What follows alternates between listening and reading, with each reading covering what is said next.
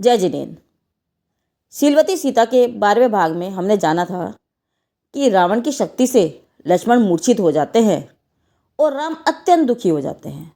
तभी एक विद्याधर उन्हें विशल्या के स्नान के जल से लक्ष्मण को बचाने का उपाय बताता है। हनुमान, भामंडल और अंगद अयोध्या जाकर विशल्या को लेकर आते हैं।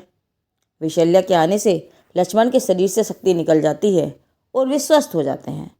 लक्ष्मण और विशल्या का विवाह भी होता है। उधर रावण संधि का प्रस्ताव भेजता है, लेकिन श्री राम धर्म और सत्य के मार्ग पर अडिग रहते हैं और कहते हैं उन्हें केवल सीता चाहिए, राज्य या वैभव नहीं। अब आगे का कथानक सुनते हैं।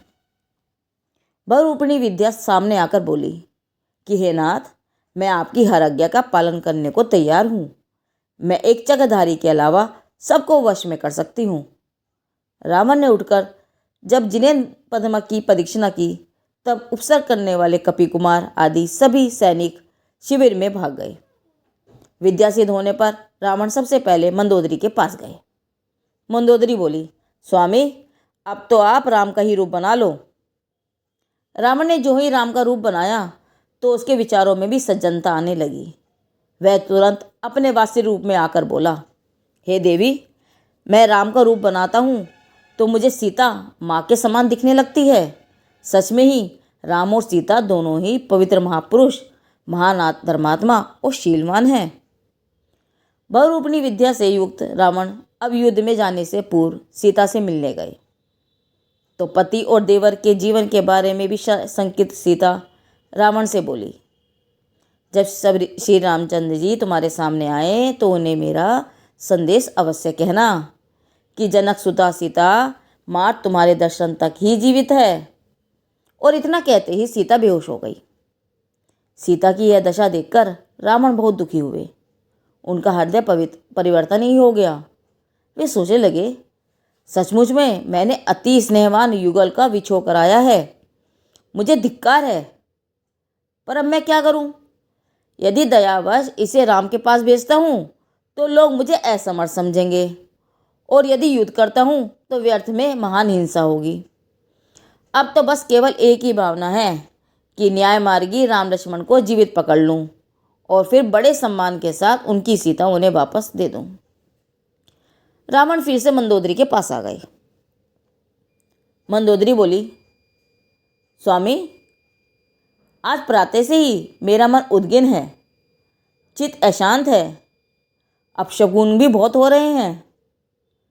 लगता है यह दोनों भाई ही बलभद्र और नारायण हैं और आप प्रतिनारायण हो। मंदोदरी की बात सुनकर रावण क्रोधित होकर बोले, राजा मैं की पुत्री, सम्राट रावण की पटरानी में ऐसी कायरता कहाँ से आ गई? मंदोदरी बोली, हे स्वामी, भिन्न भिन्न रहती हुई वस्तुओं में अच्छेपन का भ्रम हुआ है। इच्छा के अनुकूल चलने वाले पदार्थ में अपने परम का भ्रम तो होता ही है। जिसको हम अपना अपना कह रहे हैं, पाप का उदय आने पर प्रतिकूल होने में देर नहीं लगती। अरे, कौन अपना, कौन पराया, कौन निंदक और कौन प्रशंसक, कौन अनुकूल और कौन प्रतिकूल, कौन शत्रु कौन मित्र। अरे, यह सब तो झूठी मन की कल्पनाएं हैं। स्वतंत्रता की समझ पूर्वक स्वतंत्रता के निर्णय करने के लिए हर समय जीव स्वतंत्र है। जब तक जीव को पर में एकत्र बुद्धि है, तब तक स्वतंत्रता के आनंद का वेदन नहीं होता है।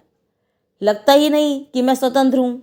क्या करें और क्या सकते हो, यह तो सोचो। और पर में करने की जरूरत भी क्या है? किसे हमारे कर्तव्य की जरूरत है? हर जीव अपना अपना परिणमन असहाय रूप से अनादि से अनंत काल तक करता रहेंगे। जरूरत किसे है? हमारे राग की। जो नहीं मानता वह कसाई करने से भी नहीं मानता, तो उससे अलग हो जाओ, उसकी ओर से निश्चिंत हो जाओ। रावण बोला, आज तो मेरी विजय से शत्रु पक्ष भी आश्वस्त है, फिर तुम क्यों शंकित हो? मैं अपने बाहुबल से युद्ध जीतकर अपने भाई व पुत्रों को छुड़ा लाऊंगा।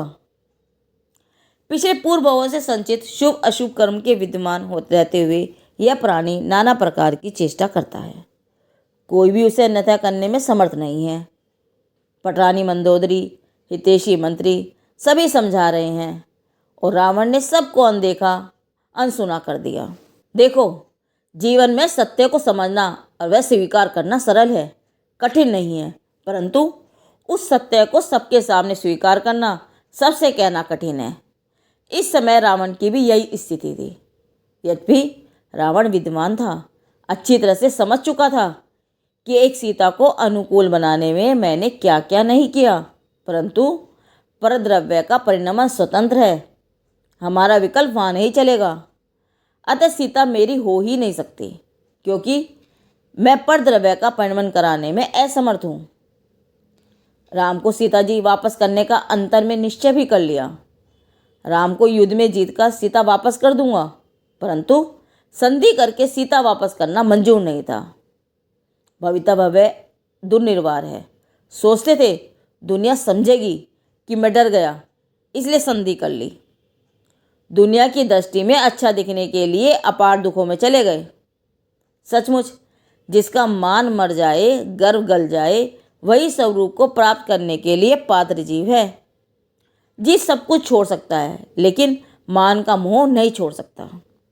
रावण बहुरूपणी विद्या से निर्मित इंद्र नामक रथ में बैठकर युद्ध मैदान में पहुंचे।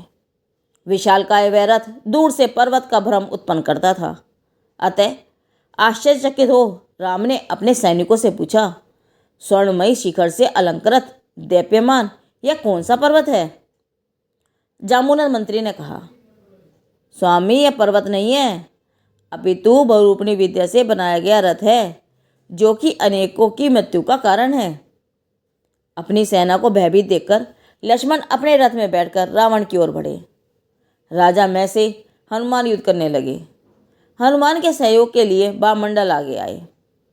राजा मैं के सामने वे भी अधिक देर न टिक सके तो सुग्रीव उनकी सहायता को आए। सुग्रीव को हारते देख विभीषण आए। विभीषण पर भी राजा मैं जब भारी पड़ने लगे तो स्वयं राम आगे बढ़े। राम के बाणों से राजा मैं को हारते देखकर रावण उनकी सहायता को आगे बढ़ने लगे।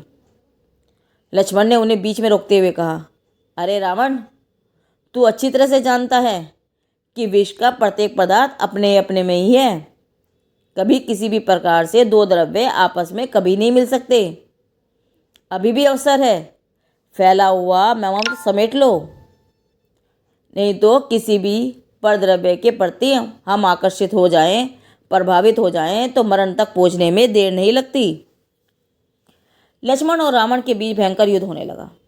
धीरे धीरे दिव्य अस्त्रों का प्रयोग होने लगा। युद्ध करते करते 10 दिन बीत गए। आखिर में दशानन ने चक्ररत्न को याद किया। सूर्य के भी तेज को धूमिल करने वाले उस चक्ररत्न को जब दशानन ने लक्ष्मण पर चलाया तो राम, सुग्रीव, वामंडल, विभीषण, हनुमान आदि सभी योद्धा क्रमशः वज्रवत धनुष, हल, गदा, तलवार, त्रिशूल, उल्का आदि अपने अपने अस्त्र लेकर चक्र को रोकने का प्रयास करने लगे, पर कोई उसमें सफल नहीं हुआ। यह चक्र सीधा लक्ष्मण की ओर बढ़ता चला गया और उनकी 3 प्रदक्षिणा देकर उनके हाथ में आकर रुक गया। लक्ष्मण के हाथ में चक्ररत्न देखकर सुग्रीव आदि सभी अत्यंत प्रसन्न हुए। लक्ष्मण की तरफ से निश्चित होकर राम ने राजा मैं को शीघ्र ही पकड़ लिया। रावण विचार करते हैं कि स्वतः अनंत वीर्य केवली ने सत्य कहा था कि लक्ष्मण 8वें नारायण होंगे और राम 8वें बलभद्र होंगे। अरे, मैंने कभी अहम भाव से रहित होकर सत्पुरुषों के वचनों का आश्रय लेकर विचार ही नहीं किया। अपने दोषों का क्षण भर के लिए कभी भी अवलोकन नहीं किया। सारी दुनिया को अभी हारता हुआ दिख रहा हूँ, लेकिन सचमुच में मैं एक मोह के विकल्प से सदा से ही हारता रहा। न्यायमार्गी विभीषण और हनुमान जैसे महात्माओं की भी एक न सुनी। उन्होंने मुझे कितना समझाया। मैं एक तीर मोह के विकल्प के पक्ष में, राग की पूर्ति की रुचि में अपने सुख स्वरूप की निरंतर विराधना करता रहा। अरे, एक तो मैं तीर मान से दूषित रहा, दूसरा ज्ञानी जीवों के प्रति राग की अपेक्षा सीता रूपी अन्याय अनीति के परिग्रह में विशेष रागी हुआ, तीसरा कायर न कहलाऊं, जगत की दृष्टि में अच्छा दिखने के लिए मेरे हितैषी जनों के हित के वचनों की तीर विरांगना करता रहा। मेरे ऊपर किसी के उपदेश का असर नहीं हुआ। अरे, मेरी आयु अंजलि के जल की तरह हो गई। आज मुझे काल का मुख दिख रहा है, लेकिन मैं तो हर क्षण काल के मुख में था। सचमुच यह राज्य लक्ष्मी चंचल है, विनाशिक है।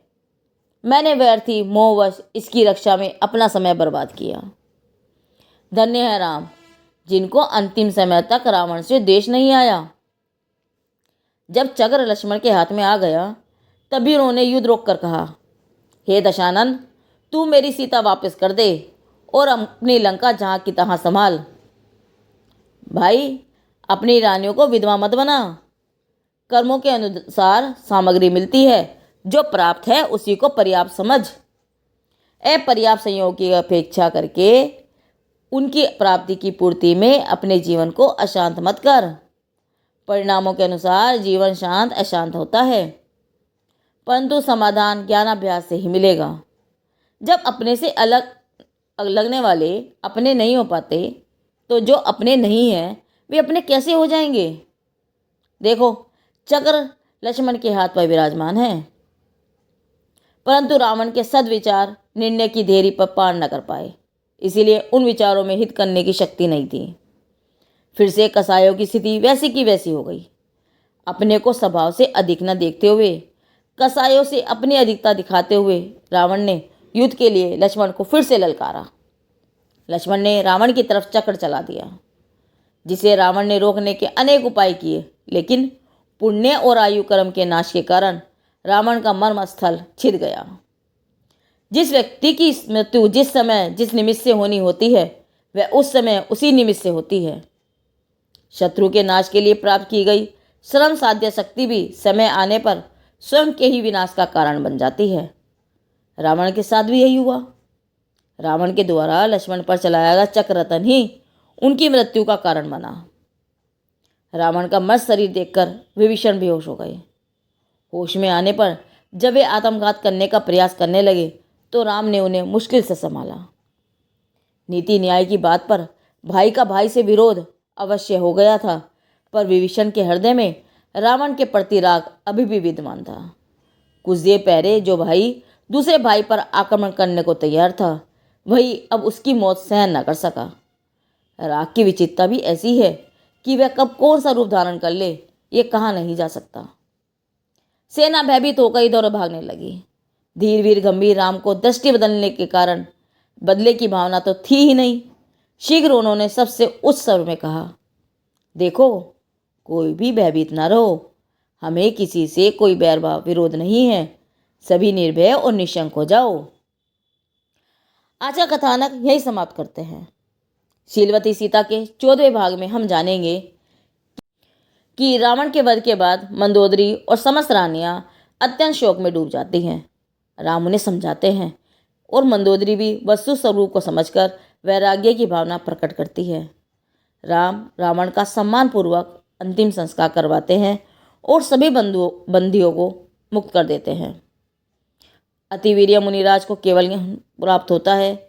उनके उपदेश से प्रभावित होकर इंद्रजीत, मेघवान, भानुकरण और कई राजाओं ने दिगंबर दीक्षा ले ली। मंदोदरी और 48 स्त्रियों ने भी अर्च का व्रत धारण कर वैराग्य मार्ग को अपनाया। यह कथानक शीलवती सीता से लिया गया है, जिसका संग्रहण ब्रह्मचारी चिदानंद भैया द्वारा पद्म पुराण से लिया गया है। जिनदेव की वाणी आगम वाणी।